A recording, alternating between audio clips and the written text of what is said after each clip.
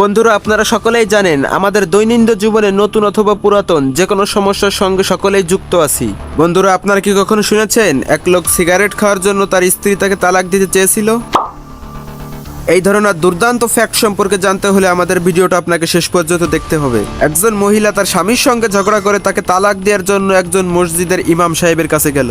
ইমাম সাহেব তাদের দুজনের মধ্যে ঘটে যাওয়া সমস্ত কাহিনীগুলো শুনলো। তখন ইমাম সাহেব বলল, মাগো, তুমি যদি আমাকে বিরিয়ানি খাওয়াতে পারো তাহলে আমি তোমাকে তালাক করিয়ে দিব, কিন্তু এই বিরিয়ানিটা তোমার নিজে হাতে রান্না করতে হবে, আর রান্না করতে যতগুলো সামগ্রী লাগবে প্রতিটা সামগ্রী আলাদা আলাদা বাড়ি থেকে চেয়ে আনতে হবে। ইমাম সাহেবের কথা শুনে মহিলাটির বাড়িতে বাড়িতে চলে গেল। এর জামাই হয়তো বা গাঞ্জা খায় অথবা কেউ মদ, আবার কোনো নারী বলতেছে তার জামাই নাকি পরকিয়া করে। কিছু কিছু মহিলা বলল তাদেরকে রেখে নাকি তার জামাই আবার বিয়ে করেছে। মহিলাটি তখন তার নিজের ভুলটা বুঝতে পারলো আর মনে মরলে বলল, লাগবে না আমার তালাক, এদের থেকে তো আমি অনেক সুখে আছি।